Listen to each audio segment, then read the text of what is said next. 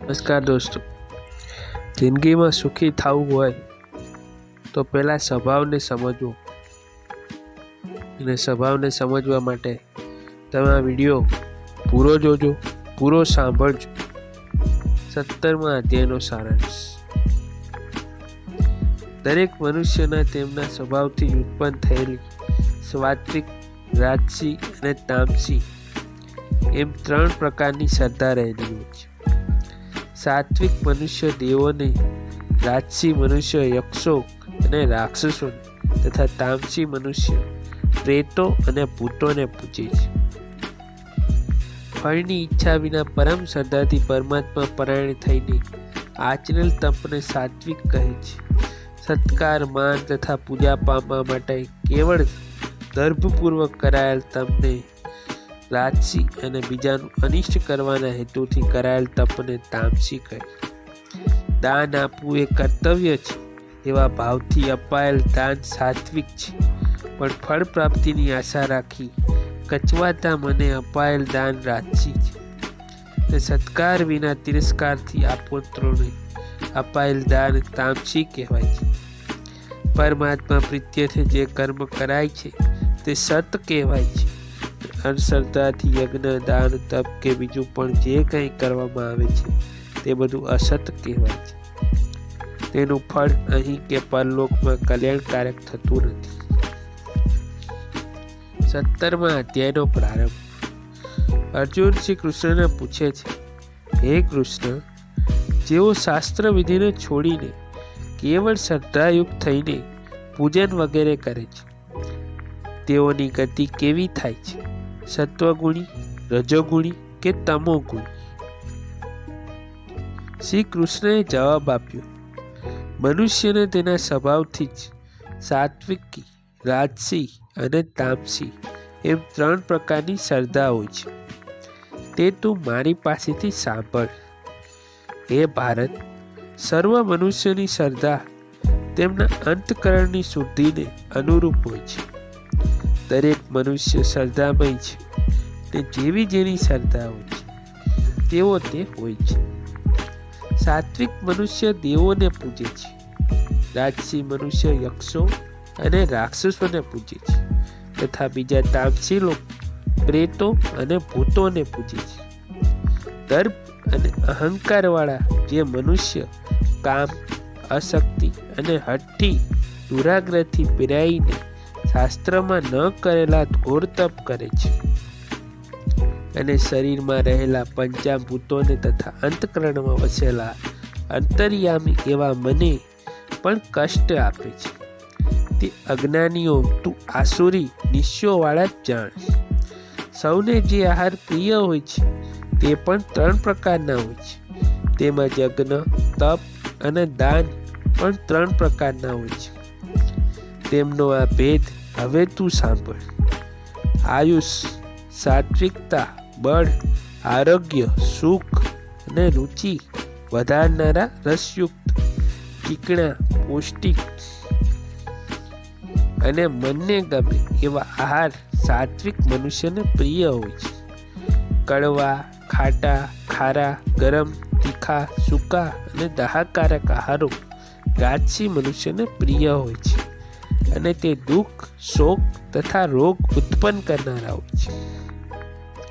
એક પ્રહર 3 કલાક સુધી પડી રહેલું, ઉતરી ગયેલું, દુર્ગંધવાળું વાસી હેઠું અપવિત્ર ભોજન તામસી મનુષ્યને પ્રિય હોય છે.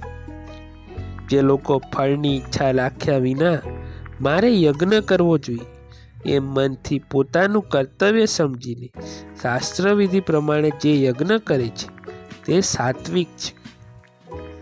પરંતુ તે ભરત શેઠ અર્જુન, ફળની ઈચ્છા રાખીને તેમજ કોઈ ભૌતિક લાભ માટે કે માત્ર દર્ભ માટે જે યજ્ઞ કરવામાં આવે છે તે યજ્ઞને તું રાજસ જાણ, ને શાસ્ત્ર વિધિ રીત, અન્નદાન હિત, મંત્રો હિત, દક્ષિણા રહિત અને શ્રદ્ધા રહિત કરાતા યજ્ઞને તામસ કહે છે. દેવ, બ્રાહ્મણ, ગુરુ અને માતા પિતા જેવા વડીલો તથા વિધવાઓને પૂજન પવિત્રતા સરળતા, બ્રહ્મચર્યનું પાલન અને અહિંસા એ શારીરિક તપ કહેવાય છે. કોઈને ઉદ્વેગ દુઃખ ન કરનારી સત્ય, પ્રિય અને હિતકારી વાણી બોલાવી, વેદોનો અભ્યાસ કરવો અને નિત્ય પરમેશ્વરનું સ્મરણ કરવું એ વાણીનું તપ કહેવાય છે. મનની પ્રસન્નતા, સૌભાગ્ય, મૌન, આત્મસંયમ અને ભાવોની શુદ્ધિ એ મનનું તપ કહેવાય છે. ફળની ઈચ્છા વિનાના નિષ્કામ મનુષ્યોએ પરમ શ્રદ્ધાથી અને પરમાત્મા પરાયણ થઈને આચરેલા એ 3 પ્રકારના શરીર, વાણી અને માનસિક તપને સાત્વિક કહે છે. જે તપ સત્કાર, માન અને પૂજા પામવા માટે કેવળ દર્ભપૂર્વક કરાય છે તે આસ્થિર તથા નાશવત ફળ આપવાવાળા તપને રાજસ કહેવાય છે.